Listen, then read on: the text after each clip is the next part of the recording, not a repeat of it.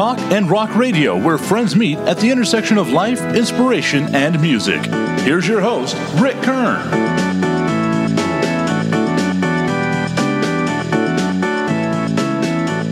Welcome, everyone, to Talk and Rock Radio.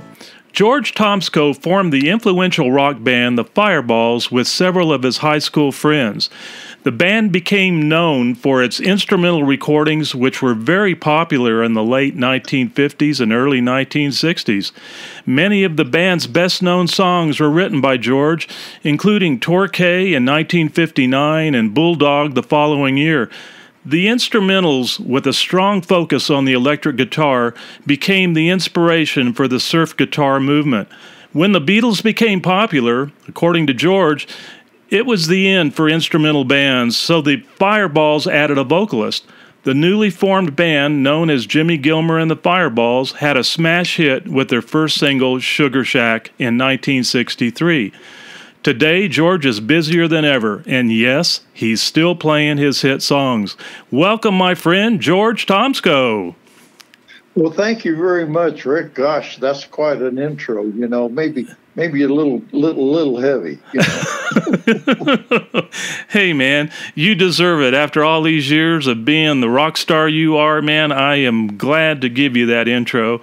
And it's so good to have you with us today. How's everything going up in Raton, New Mexico? Well, okay. You know, I, of course, am back here. I wasn't... I left in 1959 and started living elsewhere, first in Clovis and then Springfield, Missouri, then Kansas City, and Independence, then went to Clovis again, and then back to Raton. So, yeah, my boyhood home had changed a whole bunch after all those years. That's interesting. You know, when I traveled on the road myself, I was gone. The first year that I was gone, there was a new mall that went up off of I-10. All kinds of things happened. So yeah, things change. You know, I guess you don't notice a lot of it when you're there while it's going on, but when you leave and go away for a while, it can be pretty different. You know, and I'm sure that was the case for you. Yes, it was. There's a lot more cracks and a lot more peeling paint and the plaster. Well, it's still my boyhood home. Well, that's great, and I'm sure you've got a lot of great memories there. Let's talk about some of those memories. You know, okay. You were you schooled in music when you were growing up? How did it all start for you in getting into the music? How did it all start? Okay, I'll try to keep this short and to the point. The first interest I had at playing guitar was when I was 5 years old. 9 years old in the 5th grade. And we had a really short little music program. Two brothers were playing guitars. I had never heard or seen an electric guitar, and there was two brothers from Raton, the Amadeo brothers, and they were playing two electric guitars plugged into the same amplifier. Excellent players, as a matter of fact, and they played a song called Guitar Boogie Shuffle.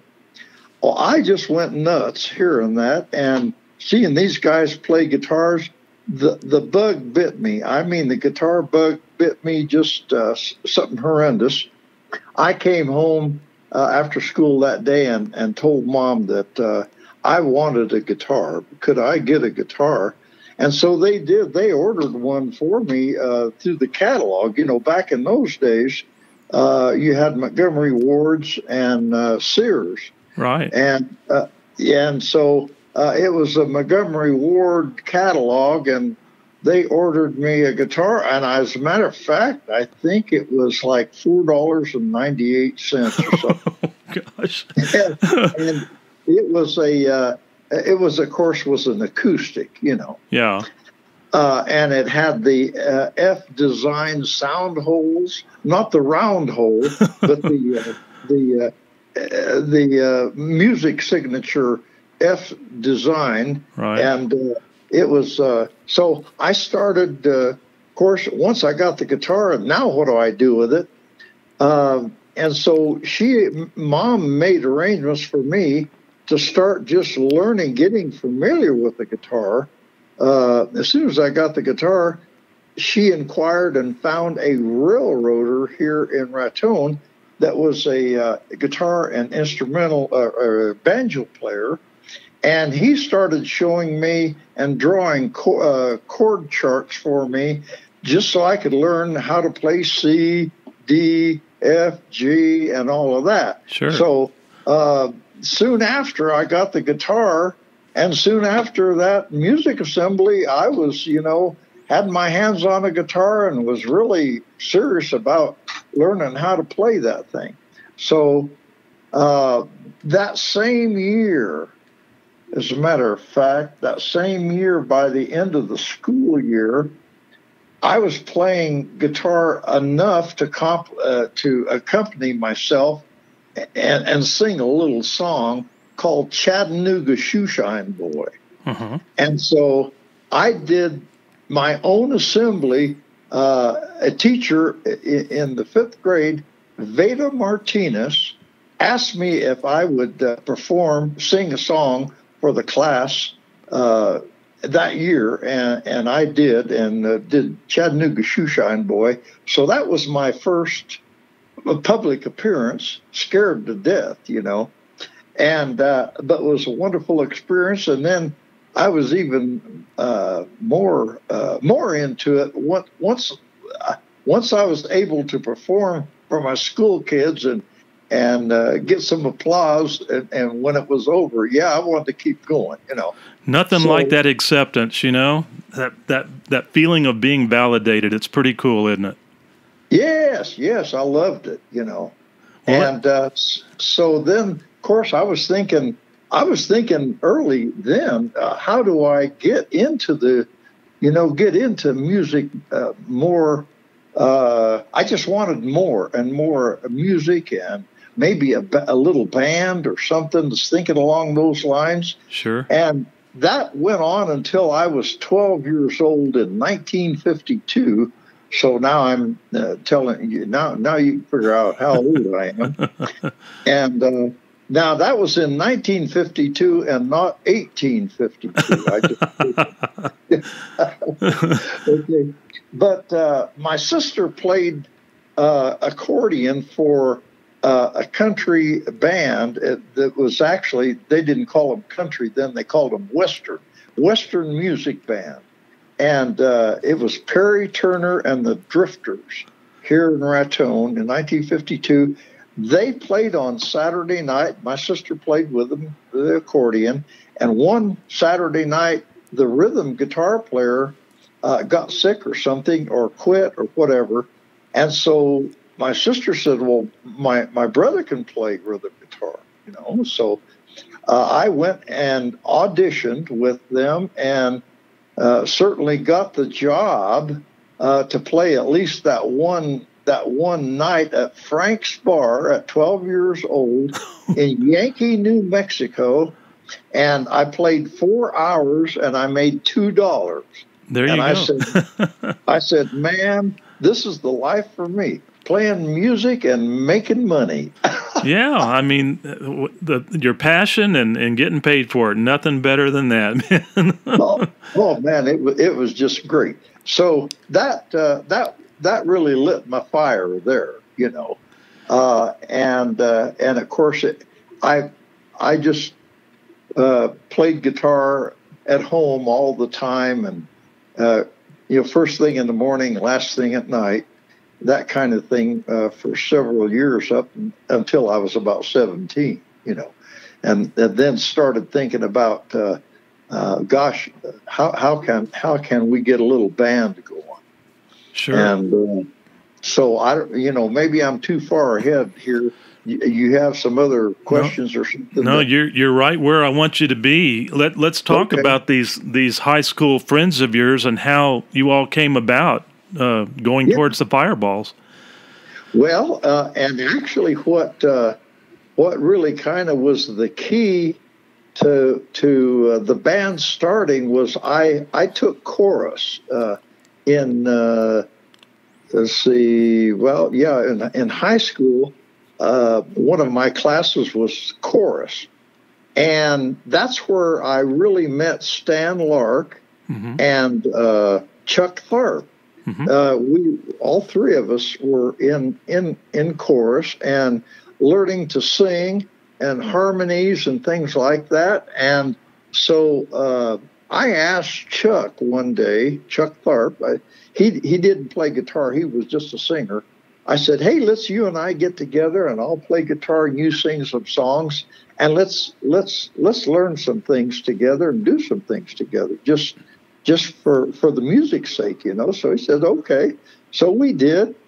And then, of course, while we were doing that, the thought came to me within a week or two. I said, you know, I would really like to. By then, I had already matured into, I had an electric Gibson, round hole Gibson guitar. And so I said, you know, I wanted to learn how to play lead. And so if we're going to do that, we need a rhythm guitar player.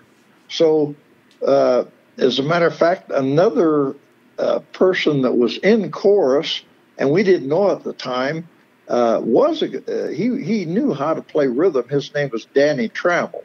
We found out about that, so I invited him into a little practice session, and he was playing rhythm. I was trying to play lead, and Chuck was singing, and that's where I got introduced to lead guitar, which mainly sounded lead, like L-E-A-D, lead.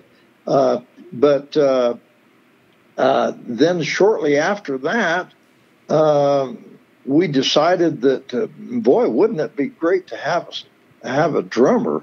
And we only knew one drummer around Raton, Eric Budd.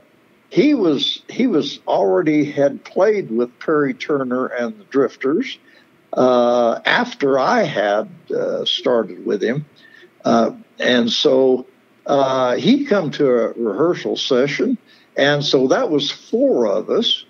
And then, last but not least, we wanted to have a bass player. But, of course, in those days, I didn't even know that they made an electric bass.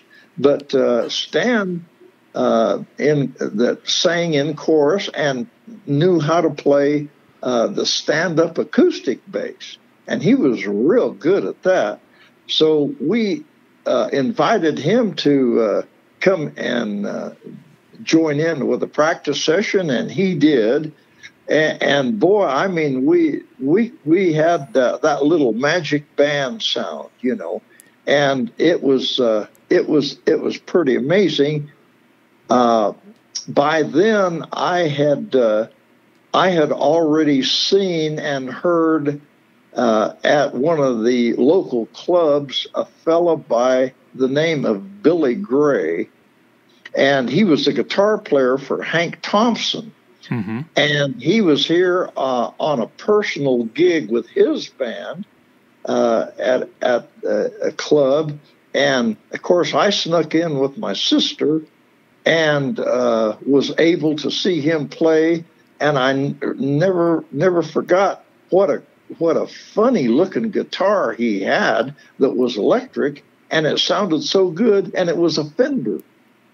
So, of course, then I immediately, you know, once I saw that and heard it, I says, and here I am wanting to play lead guitar, and Billy Gray was a lead guitarist.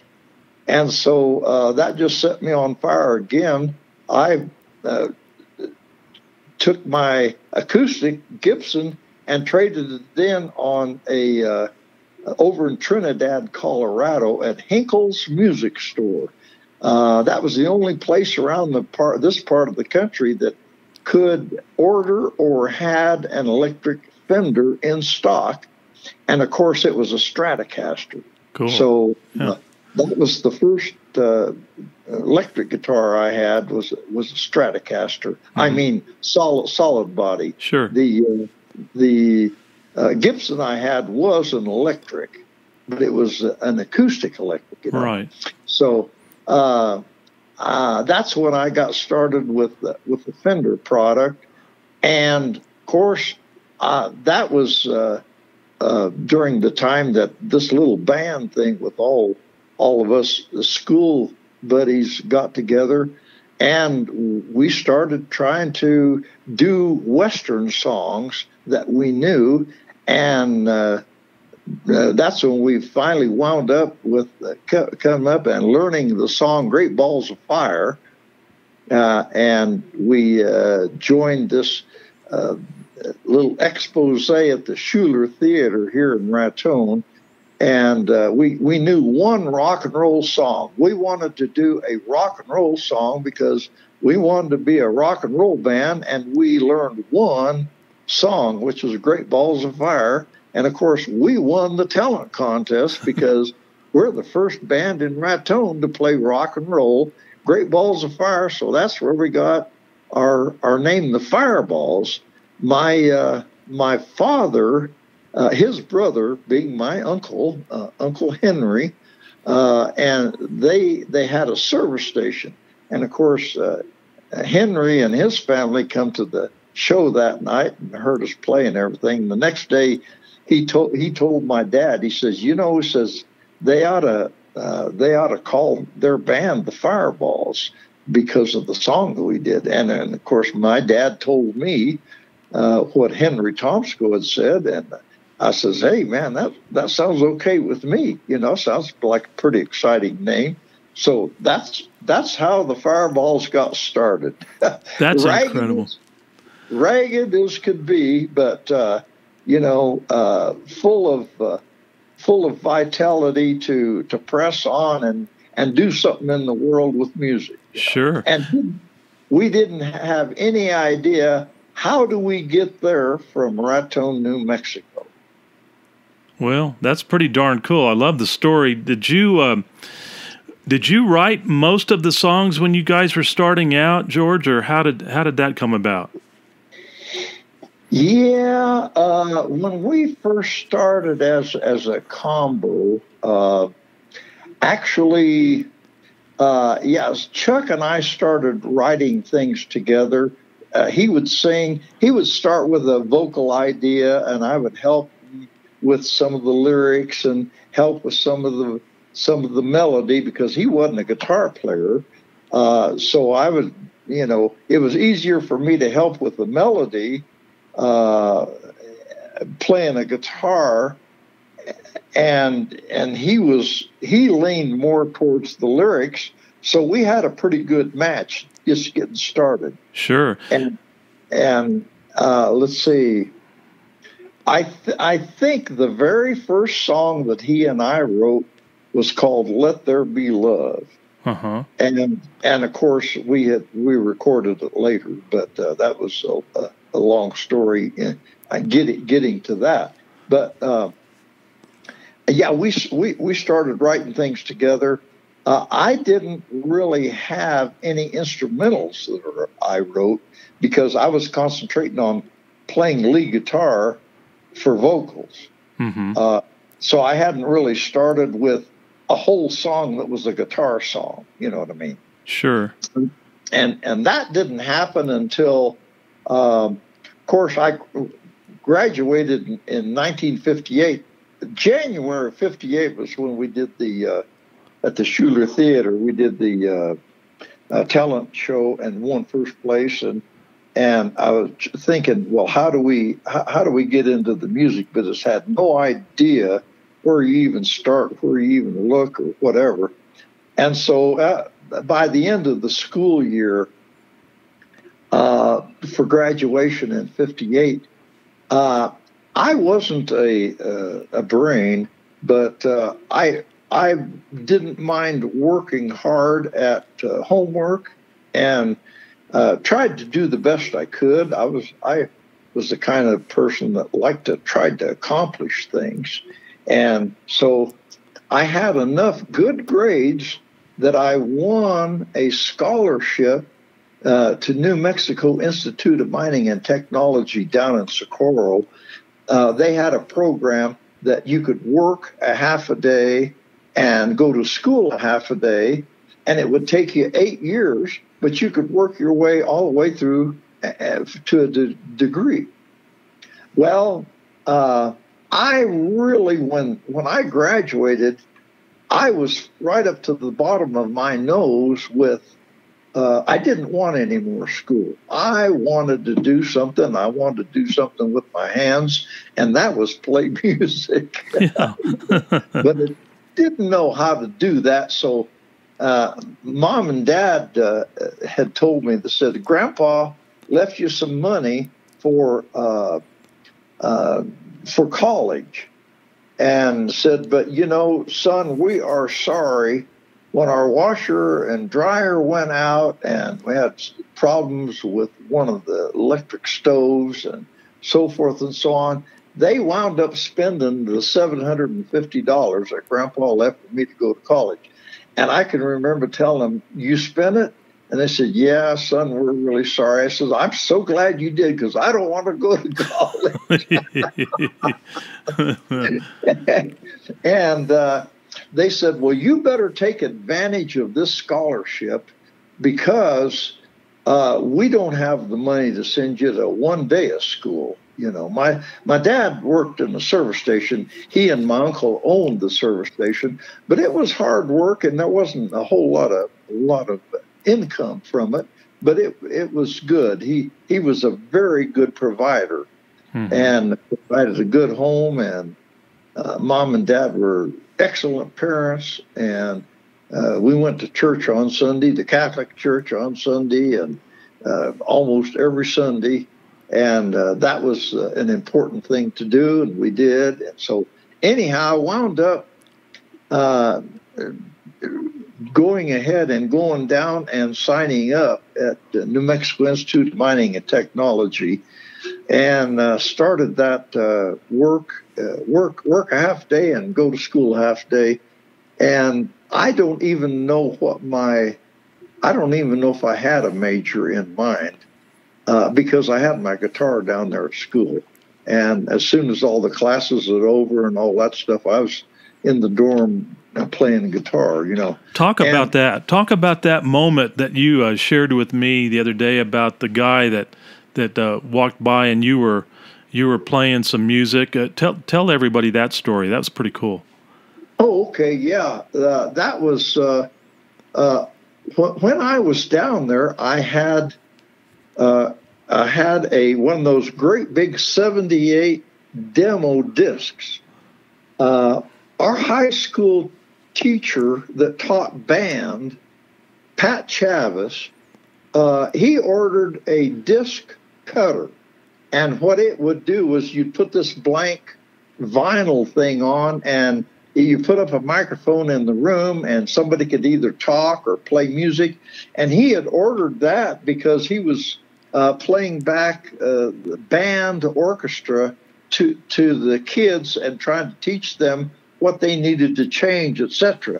But in order to get some experience, he would come up to the Fireballs practice session, and he would record things that we were doing for our little rehearsals. And so by then I had written one instrumental song, and it was called Curious. And he had recorded that one, and I took that disc down and was playing it on my little record player there in the dorm room one weekend. It was probably maybe the second or third weekend that I was down there. And it was on a Saturday morning, and I had my dorm door open, and I was playing that thing on the record player and had it turned up pretty loud.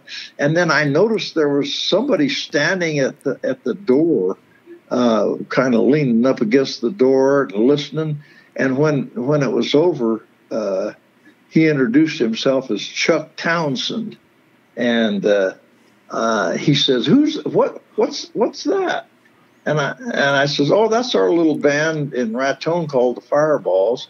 And he says, well, what's that song? I says, well, we just named it Curious. And he says, oh, man, he says, that sounds really neat. You know, he says, gosh, he says, you guys ought to go down to my hometown in Clovis, New Mexico. There's a guy down there that has a recording studio, and he records Buddy Holly, Jimmy Bowen, Buddy Knox, Roy Orbison, and he lives in Clovis and has a recording studio. And, of course, my mouth dropped plumb down to the top of my shoe, you know. And I said, you got to be kidding me. In Clovis, New Mexico, there's a guy that does this and is recording Buddy Holly, because, you know, we already knew who Holly was, you know. Yeah. And so I waited until the next week, went to school the next week, but then as soon as Friday night was over, school, Friday afternoon, school was over, and it was time for the weekend, I hopped in my car and drove all the way to Raton and got a hold of the guys and when I got home and said, hey, man, there's a recording studio down in Clovis, New Mexico. The guy's name is Norman Petty. He records Buddy Holly. I want to call him and talk to him and ask him if we could make a record.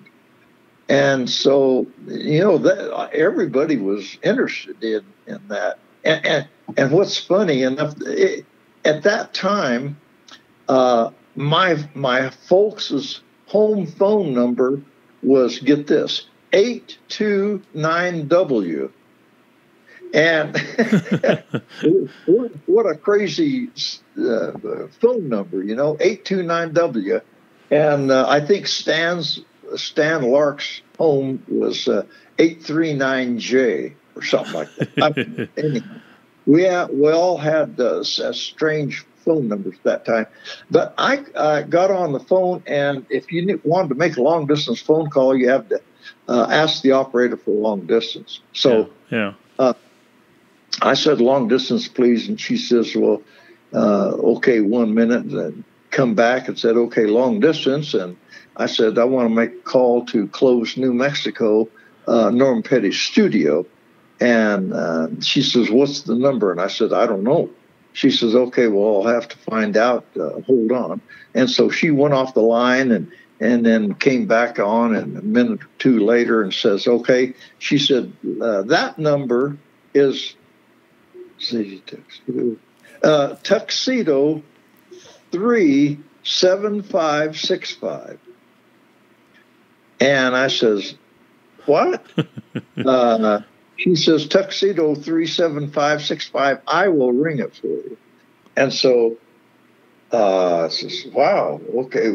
I wrote it down and didn't understand what I was writing about it. But anyhow, she rang, and then Norma Jean, the secretary, answered the phone and said, Norman Petty's recording studio. And I said, my name is George Tomsco, and I'm in Raton, and we have a little band called the Fireballs, and we want to make a record.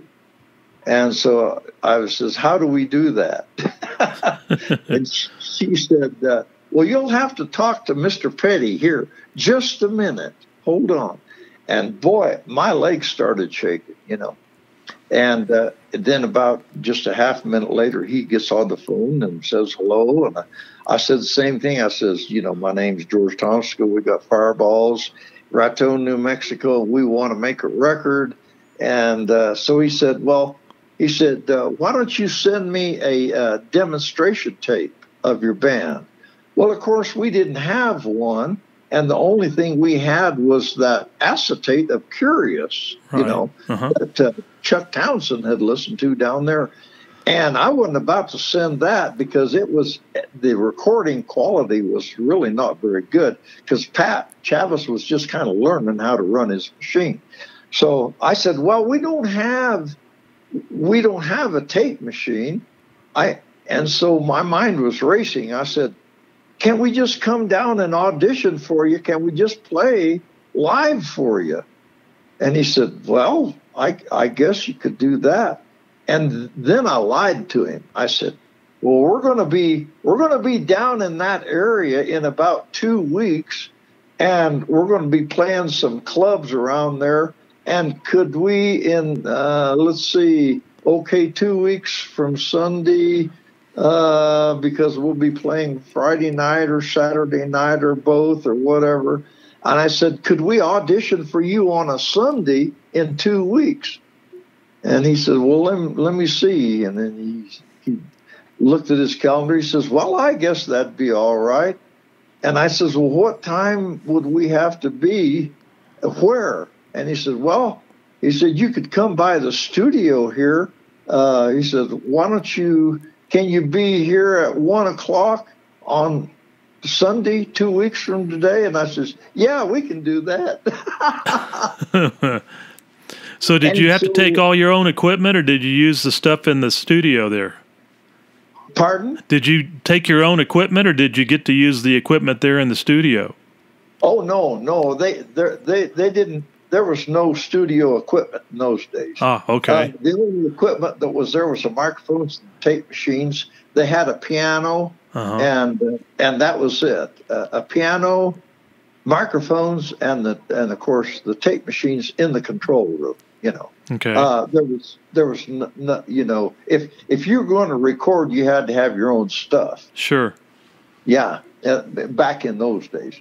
So anyhow.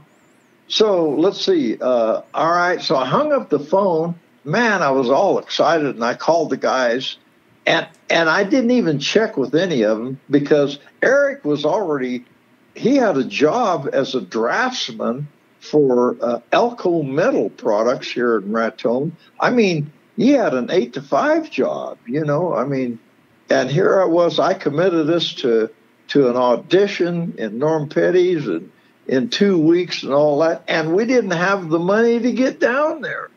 And so I says, man, it's time for a cram here. So Sunday I had to head back and go back down to Socorro, because Monday morning, instead of going to class, I started going around and saying, I'm quitting and checking out because I'm going in the music business. Can you believe that?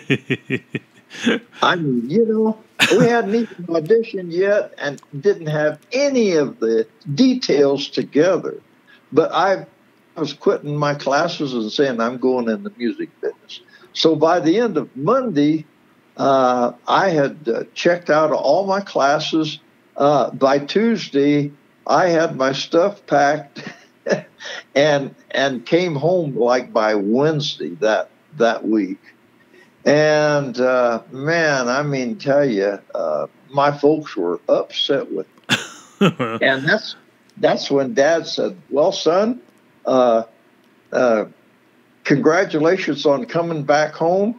You're going to have to get you a job because you're going to pay some rent, you're going to pay some on utilities, and you're going to help us buy some food. Scared me to death, And I was 18 years old. And so I says, well, okay, we'll just have to make this band thing work, So I got busy. And of course, the first thing we had to do was to find a way to make some money to get down to Clovis to audition.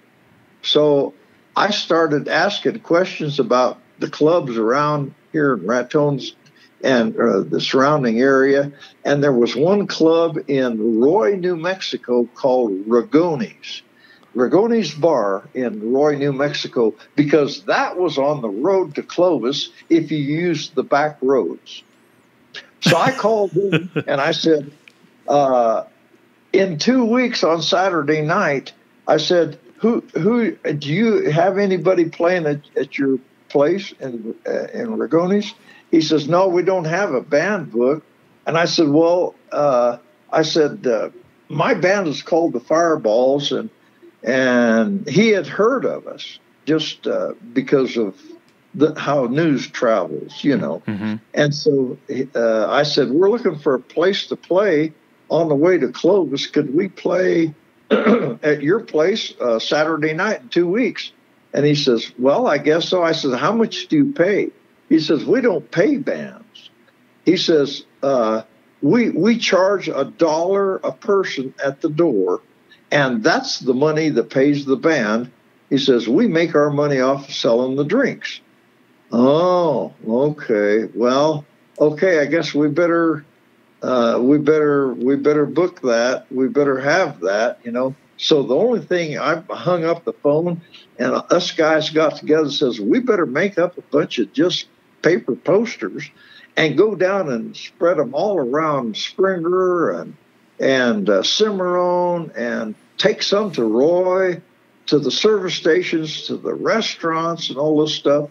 And that's when the Fireballs really started becoming popular, because we started advertising for ourselves for that job there in Roy at Rigoni's. And so certainly when that thing rolled around and we went down there and played, I'll be doggone, we made right at $200 on that gig. Wow. And so that was pretty good money, but there was 5 of us, you know. And so we had 2 cars. We had to have 2 cars because of the equipment we had, the PA system and the amplifiers and that big bull bass that Stan played. It wasn't electrified. He just played acoustic bass. Mm-hmm. And so we packed up in 2 cars and, of course, left that night after the gig and drove down to Clovis and got us 1 motel room. And I think it was for $25 for 5 guys. And of course, that was early Sunday morning, and we're supposed to be at the studio at 1. See, so we went ahead and tried to get some sleep. I couldn't get any sleep. I mean, there was no way I could get any sleep. We didn't have enough beds anyhow. You know, it was just, you know, laying down on the floor or in a chair, sitting in a chair or whatever. And so it wound up that at 1 o'clock we came to the studio, and Norman Jean let us in the door so we could get in and start setting up. And I noticed 2 young guys that was in the control room. Of course, we was looking through all the windows, the separate rooms, and there were control. You could see in the control room from the room where we were setting up, and the music room and all that. There's a couple of young guys in there doing something, because we could kind of hear some muffled sounds.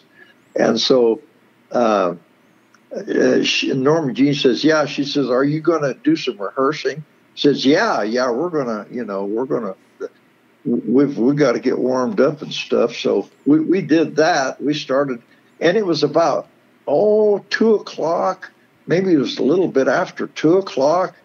And we had already been rehearsing in there, was waiting for Mr. Petty to show up.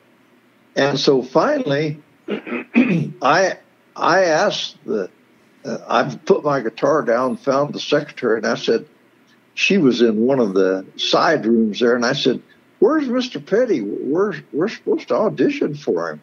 And she says, oh, well, that's Mr. Petty in the control room, one of those guys. She pointed them out. And she says, just a minute, I'll go get him. So she went in the control room and got Norman, and he come in. He was kind of laughing and smiling because we didn't know it was him. And he had been listening to us. He had a condenser microphone up right in the middle of where we were setting up playing, and he was already listening to us. And so he says, yeah, he says, well, let me ask you. He says, I kind of know, what you guys sound like because I've been listening. He says, let me ask you this. He says, do you guys write your own music, compose your own music. And said, well, yeah, we've got, I think we had two new ones. And because by that time I had written Fireball, listening to Johnny Cash and Luther on the guitar. And if you listen to Fireball, you can certainly identify the fact that I'd been listening to Luther, because it's got that chunky guitar sound.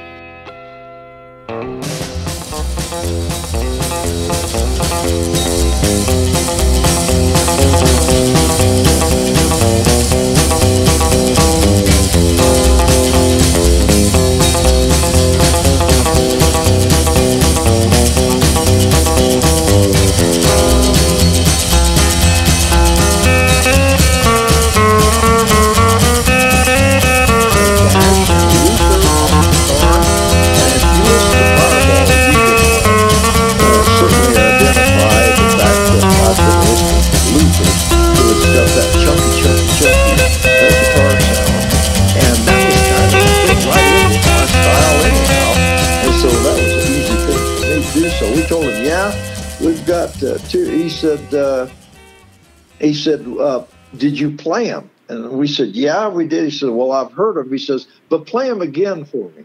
So we did Fireball, and then Chuck sang a song that he and I wrote called I Don't Know.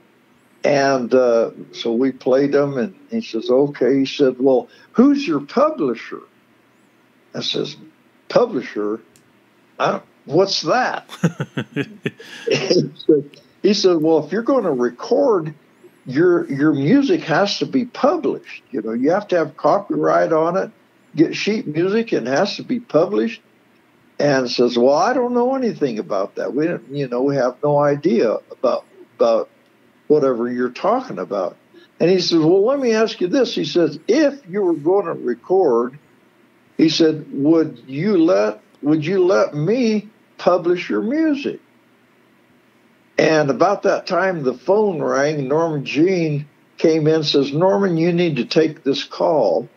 So he left the room, and I was there with the guys, and I said, man, this guy's asking if he can publish our music. He must like us.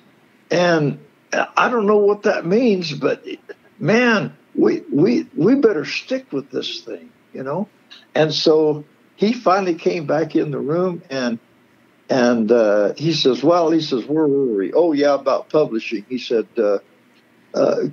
if you were going to record, could we publish your music? And I can remember telling him these words. Well, whatever that means, the answer is yes. Because I, didn't know exactly what the details was at all. And Chuck said, yeah. He says, I agree. So he says, well, your little band sounds good. And so we asked him, well, how much do you charge to record? And he said, $75 per song. And so he says, well, at that time, see, we had 175, so we just needed 150 to cut 2 songs. So I said, well, can we record now? And he said, no. He said, I don't record on Sunday, because he said, my wife and I play organ and piano at the church. And he says, I record during the week. And he says, we always take Sunday off and just, have a day off on Sunday. He says, as a matter of fact, I very, very seldom ever even am over at the studio or doing any kind of listening, any auditioning any bands or anything. So he said, we couldn't record today. So I says, okay, tomorrow, can we record tomorrow? He says, well, no. He says, Monday and Tuesday, I have a recording session with Buddy Holly and the Crickets. Wow. with Buddy Holly and the Crickets are going to be here tomorrow? He says, yeah. I said, well, could we record Wednesday? And he says, well, if you want to wait till then, I guess we can, if you want to. And so the phone rang again, and he went out of the room to go answer the phone. And I told the guys, man, this is our chance. Let's just stay till Wednesday. Let's just do it, And so, we didn't have the money. We had to eat. We had to buy gas. There's 5 of us eating hamburgers, And so, anyhow, we told him, okay, we'll wait till Wednesday. And of course, he didn't know how much money we had, and he already knew that we had already asked him, $150 for two songs. And so we said, okay, well, can we come by tomorrow and see Buddy Holly? He said, no, it's closed session. Monday and Tuesday is the closed session. So the next day, of course, we were driving by the studio. We saw this the Cadillac and with Lubbock or with Texas plates on it, and another car and stuff, and just wondering, man, what's going on in there? What's going on in there? And so those 2 cars stayed there overnight, Monday night, and into Tuesday. And we had found out later that Holly and the Crickets stayed in the back apartment of Norman's recording studio. And so anyhow, finally Tuesday, kind of late afternoon, early evening, they had the cars were gone, and we knew that we were going to be able to be there 9:00 Wednesday morning, where we're supposed to. And so, as it worked out, we got in there. We started rehearsing and stuff. Norman had quite a few interruptions and so forth and so on. But anyhow, it was by the time in the afternoon, he said, why don't you guys go, the phone rang, and he had to go answer it. And then he come back and he says, why don't you guys go down to Foxy's and have a burger? He said, before we get started recording, because he says, I've got some things that I have to do before we can actually get started. I said, okay.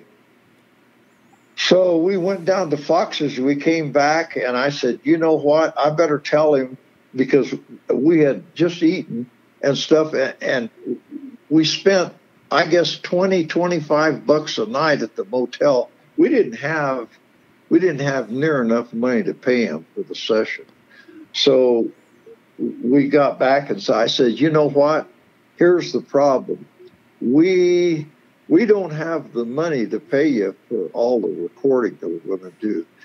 And so anyhow, back and forth, we talked about it. He says, well, how much do you have? It wound up that we could pay him for one side, $75, because all the other money has been spent, motel and getting gas and eating hamburgers and stuff. We only had about 75 left. That left us $20 for gasoline for 2 cars to get back to Raton. And so he said, well,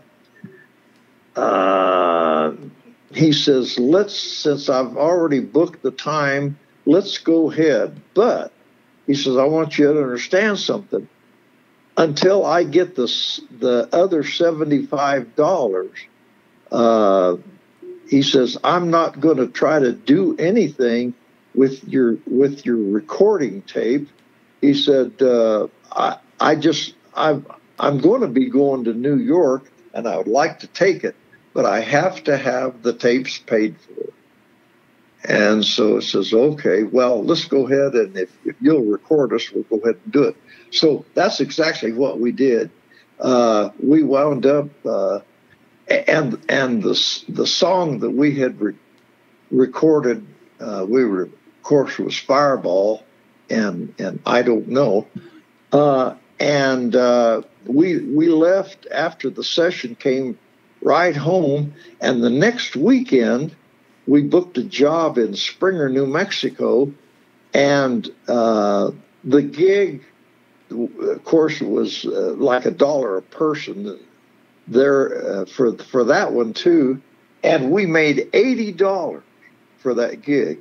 Well, $75 was already earmarked for Norman, so that gave us $5. There's 5 of us, so we each made $1 that night, and I brought the 75 home and went down and got a money order for $75 and put it in the mail to him and sent it to Norm Petty, and he got it that week and called me and told me he got it.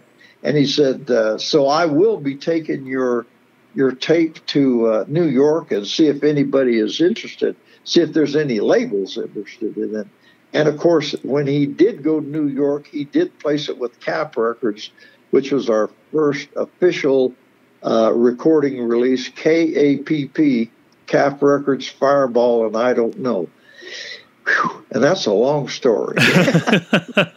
Well, that Fireball, of course, was your big hit, a big hit. After that, when you did Torquay, talk a little bit about that song. Okay. The song Curious that we had for on the demo, that was actually wound up being Torquay, but of course we didn't record it first. We recorded Fireball first. Right. So when we did get he went and got our release on Cap, and then he says Cap Records wants another recording, so he says we need 2 more sides, and so he said why don't you let's make arrangements for you to come back down and to record another 2 tunes. And of course we did Torquay and Crybaby. By then we had written that song Crybaby, Chuck and I did, and Torquay, when he went to New York the next time, he took that and said Cap Records didn't like it, and so he went over to the next recording company across the street there in New York City, to Top Rank Records, and they liked Curious, but Norman Weinstore, who's the president of the company, said, I just returned from a vacation from the southern coast of England, and he says, I was down there at a little community called Torquay, Torquay, but they pronounce it Torquay. So he says, this song reminds me of that, and if we can have the master, we'd like to release it as Torquay rather than Curious.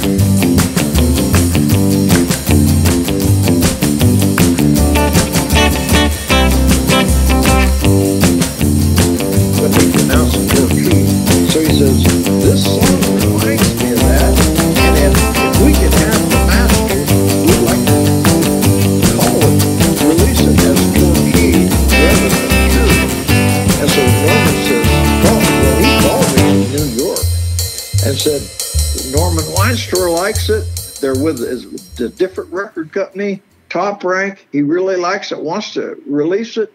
And he said, I think we ought to let them have it, but they want to change the title.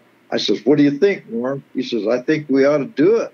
I says, okay, go ahead, man, whatever you think. I didn't understand. I didn't really kind of like the name Torquay. But Norman says, and by the way, I want you to know that Torquay will be the first song in my own publishing company of Dundee Music. He said, I'm going to use one. I'm so happy I feel like I'm floating on air. See, that was the title of the song. I don't know. Okay. You threw me a curve there, George. Okay, so, all right, so very good. Now, talk about Bulldog. Okay. Bulldog was composed by the time all of this kind of wound up. Ray Charles had a song out, Baby What'd I Say? Yeah. Okay. I love the piano intro on What I Say. Do do do do do do do do do do do do do do. Yeah. And that intro just ate me up. The sound of that electric piano and the way he was playing it, and I said, man, you know, there could be a guitar song like that too. How about if I rearrange it and play it backwards? Let me ask you a real question. Let me ask you a real quick question here, because when I heard this song for the first time, there was a local band here in town that was doing a version of your song, and I loved that song so much. And I thought to myself, you know, after hearing you play several times live, I was thinking, you know what, I'm gonna kind of take a wild guess here and say that I bet out of all the songs that George wrote and plays, that this song has got to be one of his most favorite to perform. Am I right or wrong on that? Oh man, yeah, you are right. I mean, it's an extremely favorite of mine because I was so intrigued with Ray Charles' intro to say What I Say. Yeah.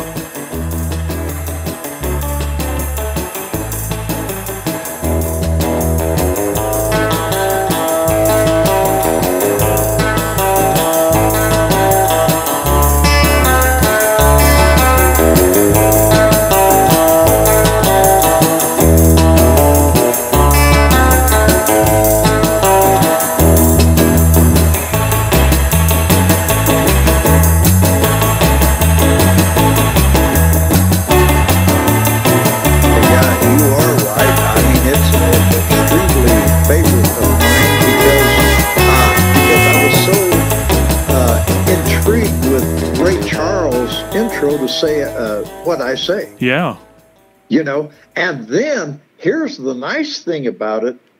The great thing about it was, of course, you know who the Ventures are. Of course. Yeah, loved them. Saw them. Yeah, great. Yeah, they were already, you know, a real name in the music business, and they recorded Torquay, their version of Torquay, and their version of Bulldog. Yeah. And of course, they were going over to Japan and playing dates over there and everything. Did you know, just to go along with the story you're saying, Bulldog is one of my, today, is still one of my best guitar instrumental money earners with BMI.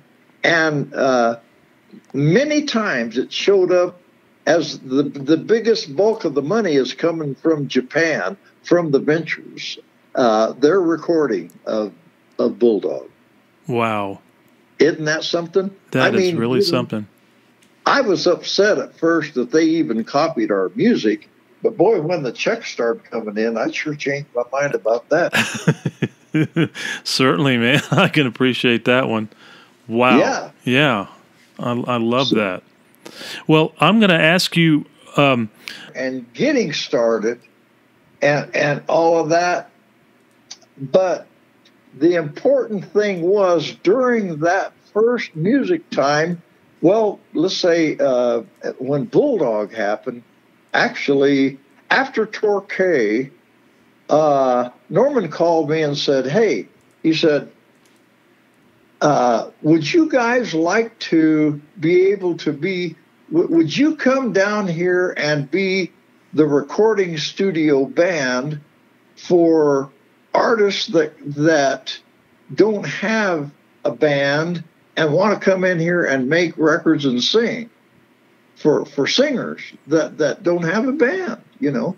And we thought, gosh, we talked it over and says, yeah. He said, you could live in the back apartment. Of course, that's where the Crickets stayed when they would come from Lubbock and record, you know. Mm-hmm. So it was, by then, Danny Trammell, our rhythm guitarist, had actually quit the Fireballs because his dad was a preacher, and his dad didn't want him playing in a rock and roll band, and just threatened him with his life, said, you know, that's not a good thing, and I don't want you doing it. And we've got a little bit of time left. I want you to talk about the Paul McCartney part of this, too. Yeah, okay, all right. Well, so we started doing that with Bulldog. Norman could see that he had a group that looked like he was going to be able to be pretty consistent in recording and writing and publishing and all that. Looked like we kind of fit that category there. So that's why he asked us down. We went down there and stayed and started recording with other artists and so forth and so on. Of course, that's when we started living in Clovis. Okay. Norman always was consistently encouraging us to go to church with him, to First Baptist Church there in Clovis. And of course, we didn't want to say no. I mean, you know, this is Norm Petty, you know, and so every Sunday he would take. Actually, was born again and learned that I needed to accept. This sinner from Raton, New Mexico, needed to accept Christ. Led up to that story, which is actually the most important thing that's happened to me in my life. Not really Sugar Shack, which maybe we'll get to that, and maybe we won't. But the most important thing is what happened to me that day has eternal positive consequences. And I'm very glad that happened to me. And I really feel like the Lord just put this so that I could wind up understanding and accepting Christ as my Lord and Savior. And, of course, that's going to last me eternally. Okay, where do we go from now? Well, I want you to talk a little bit about the transition between, you were talking about the other day about Paul McCartney and your song and the transition as far as Jimmy Gilmer coming into the group. I want you to talk about that some. Okay. Yeah, the way Jimmy came into it, we'll try to start there front here and go forward. Chuck Tharp, once we started having instrumental hits, and the instrumentals were the chart records, and the vocals were not showing up on the charts, he got real put out with his relationship with the music business and his relationship with the band, and he just felt put out. He felt left out, and it felt like he wasn't accomplishing what he wanted to accomplish as a singer, so he actually quit. And we were there in the back apartment, and we had booked a tour in Canada that was supposed to start in Moose Jaw, Saskatchewan, Canada, in 30 days, and Chuck left the band. Well, we needed a singer because you don't go play in those days. Rock and roll, you don't play instrumental just constantly. You know, you got to have some vocal material too. Mm-hmm. So we said, Norman says, what do we do? Chuck's quit, you know, and we got this thing. Do we cancel the tour or what? And Norman says, you know, he said, you remember Jimmy? I says, yeah, Jimmy Gilmer. And because we did a demo with him or something. And so he says, yeah. He says, let's just see if by chance Jimmy would be interested in talking about taking Chuck's place. So he called Jimmy. Jimmy came over on a Sunday evening, and we all sat around in the studio and talked about things and rehearsed a little bit. We played some songs that he knew and he sang, and then we played. He asked us to play some things that he knew, and we played those, and we could see that we had a working relationship. It wouldn't be too hard to get it together for a working relationship.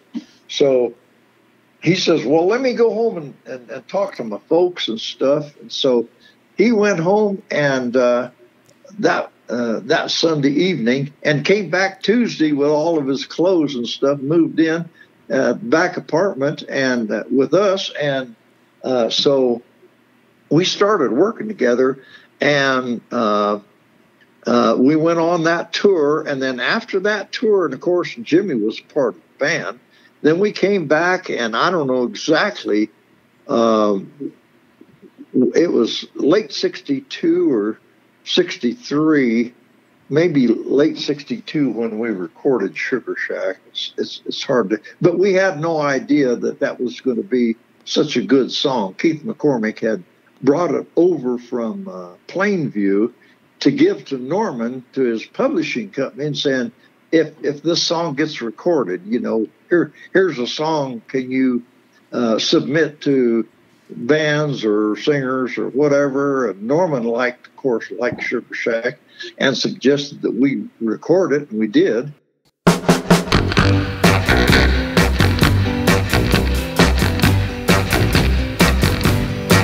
Oh, there's a crazy little shack beyond the tracks, and everybody calls it the Sugar Shack. Well, it's just a coffee house and it's made out of wood. Espresso coffee tastes mighty good. That's not the reason why I've gotta get back up to that Sugar Shack. Whoa, baby, to that Sugar Shack. Oh, there's this cute little girlie, she's a working there. Black leotards and her feet are bare. I'm gonna drink a lot of coffee, spend a little cash, make that girl love me when I put on some trash. You can understand why I've gotta get back up to that Sugar Shack. And suggested that we record it, we did, and come out with a real good master on it. And so Jimmy joined us, and of course stayed with us, and we recorded Sugar Shack and several things. Then when Sugar Shack hit, then actually Jimmy became an entity in himself. We had Jimmy Gilmer and the Fireballs is actually a double group kind of a thing. Because Jimmy was, Norman was trying to shop him in the recording industry, sort of like Buddy Holly, because the Fireballs already had our instrumental history, you see? Sure. You know, and so we were trying to keep up with that, and we were, and then Jimmy was wanting his own vocal. He wanted his own thing vocally, and so it was kind of confusing there for a little while, but that lasted for quite some time, and we recorded Daisy Pedal Pickin' and several of the songs. As a matter of fact, The last one we did record was in '68. Bottle of Wine was one of our last recordings. And Jimmy decided he wanted to quit and go to Nashville, and so that's what happened there. And Keith McCormick who wrote Sugar Shack, took Jimmy Gilmer's position, because Jimmy and moved to Nashville, where he tried to continue on with his own recording interests, but he wound up being manager for Brad Paisley. Right. Yeah. So all kinds of things happened towards the last there, you know. You know, this story, hearing you talk about all this today, George, has so many moments in it that are very similar to one of my favorite all-time movies, is called That Thing You Do by Tom Hanks. He produced it and starred in the movie, and I can see some of these similarities in the stories that you're sharing.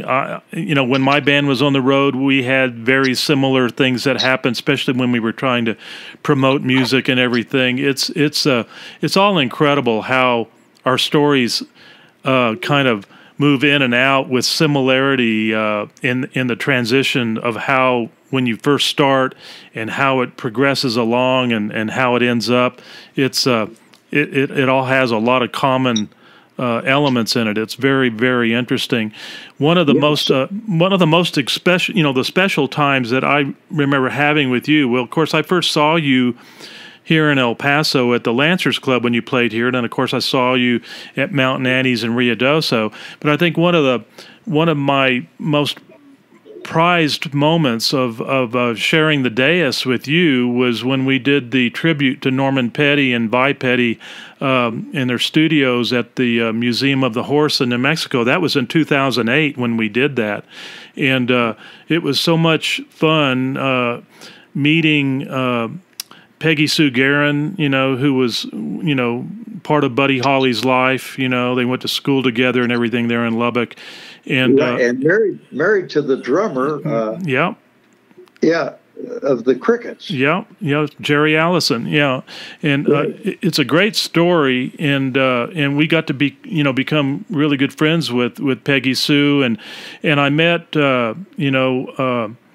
one of the Roses, you know, that were did backing vocals along with the Tollettes there in at the studio with working, you know, like you all were doing, working with the different bands, and of course meeting David Bigham. You know, he was part of the panel with us that day when we did the tribute to Norm. It was really a great time in my life, because I love this kind of history and hearing these stories. Anyway, let's talk a little bit about we touched on Sugar Shack. I want you to talk about the 7th Street Legends and how that tied in with your song. You know, your song "Everyone Should Have Lived in the 50s." Okay. And I want you to talk about the musicians that played on that. It's an incredible song, and we're going to share it here in a little bit. But share the backstory on that song, if you would. Yeah. Okay. Of course, in '68, well, after Sugar Shack, of course, the Beatles hit very soon after, you know. And when they hit, of course, they sent us home talking to ourselves, because everything was 1, 2, 3, 4, 5, 6, 7, 8, 9, 10 Beatles, you know, at the top of the charts. And so that, of course, that's why one reason Jimmy went to Nashville, and things changed for us, and we were just touring and trying to do stay in the business and keep our music world going, and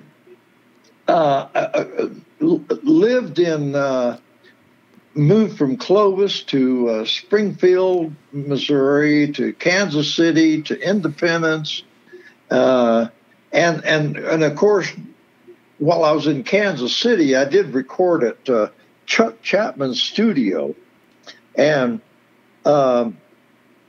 recorded several things, and wound up writing a lot of things that, looking back, rocking in the 50s, and then my favorite was Everybody Should Have Lived in the 50s, because I really felt that everybody that heard rock and roll, the best rock and roll was in the 50s, in my opinion. And so I decided to write a song about that. And I wanted to include some people that were still around to do the session. And so, of course, I had them dub in on the recording. But the Tallettes that sang on Buddy Holly's That'll Be the Day, and Dave Bigham of the Roses, and the Peggy Sue, they all are on the background vocals of Everybody Should Have Lived in the 50s. I was so tickled about that.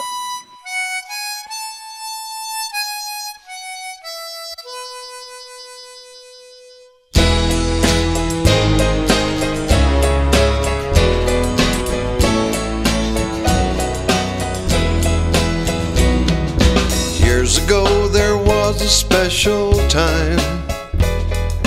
You could buy much more with just a dime. The music on the AM radio was magic for the mind and for the soul. Cars back then were such a thrill to see, each one with its own identity. Drive-in soon became the place to go for burgers, cokes, and weekend movie shows. And if I had my wish, then I would wish everybody should have lived in the 50s. And if I had my dream, then I would dream that you could have been there with me all along.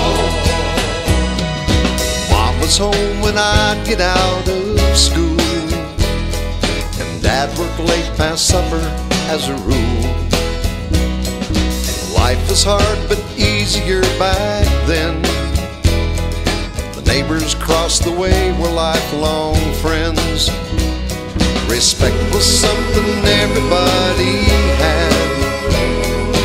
We knew right from wrong and wrong was bad. Thank you, ma'am, excuse me if you please, was commonplace to say to elderly. And if I had my wish, then I would wish everybody should have lived in the 50s. If I had my dream, then I would dream that you should have been there with me all along. And if I had my wish, then I would wish everybody should have lived in the 50s. If I had my dream, then I would dream that you should have been there with me. You could have been there with me. Oh, I wish you'd been there with me all along. Oh, I wish you'd been there with me all along.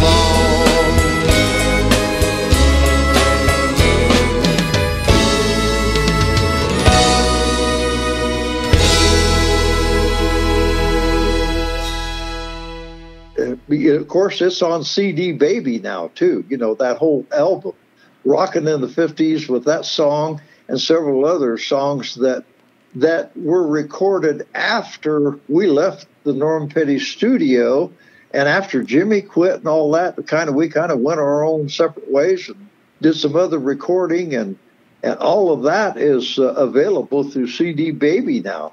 I even, did a country version. I had a country band, George Tomsco Sugar Canyon Band. Fireball's Fireballs Country, and that's on CD Baby. So very cool. Yeah, very, very cool. I was going to ask you about the connection with Paul McCartney. You had told me a little bit about that the other day. You want to talk about that? Yeah. We actually, Mike Vernon, out in California, made arrangements. He played with us on a tour in California, and then we actually went to England and played down in the cellar where the Beatles got started. I guess they call it the cellar, or what do they call that? Is there another name for it? But it's the cave, the underground cave where the Beatles started. And so, ironically, we played there, which was a great experience, very strange experience. But somehow with the publishing and the Norman Petty, when we first recorded Fireball, he was sub-publishing. My contract was with Norma Jack Music, which was a sub-publisher that Norman was in cahoots with, and wound up selling that interest somehow to Paul McCartney. And ironically enough, now Fireball, my first song and first recording, publishing wise, is in the MPL catalog, Paul McCartney catalog of publishing. So that wound up a strange story. The guys that sent us home talking to ourselves after Sugar Shack winds up publishing my very first song I ever wrote. Wow. Really, really interesting stuff, man. Great story. Yeah. Great stories. Well, I can't thank you enough, my friend, for sharing your time with me today and bringing back these great stories and walking down memory lane with me on all of this. It's a great part of music history. Well, yeah, it's been very interesting to me. I'm thankful to the Lord that He did give me music as a gift, and they put it all together for me through the Norman Petty connection, and wound up, things wound up the way they did. Going to church, my salvation, the gift of music. I mean, it's, I'm certainly a believer the Lord is at work in our lives, as He was in your life with your gift of music and all the things that you went through, There's no doubt about that, George. He's no doubt in my life. He's also the major orchestrator and director of the band. He's there you go. He has a plan, and you experienced it, and I have too. And a lot of side tracks and a lot of bad things that happened along the way, but then there's an awful lot of good things too. And I have just so pleased that He gave the gift, and I was able to do that. You bet. Well, thank you again, George, and we'll be talking again soon. I want to stay in touch with you and see what else is going on. As it comes up, especially with your playing and everything. If you come back down this way, let me know. Or even get to Ruidoso again if there's some place you can play up there or whatever. We'll definitely come and see you. Yeah. Well, who knows what's next? And thank you so much for asking for this interview. And man, I know I went on and on and on. I'm sorry, and I hope that's No apology necessary, George. It's been an absolute treat to talk with you today, and take good care of yourself. Keep doing what you love, and let's get her done, my friend. Hey, the only thing I can say to that is amen. All right. We'll talk to you soon, guys. Okay? Thank you, Rick. Okay, bye. Thank you, buddy. Bye-bye now. You bet. Thanks for listening. If you enjoyed this episode and you'd like to help support the podcast, please share it with others, post about it on social media, and let us know what you think. To catch all the latest from me, please go to Talkin' Rock Radio, Facebook, YouTube, and Instagram. Thanks again, and I'll see you next time.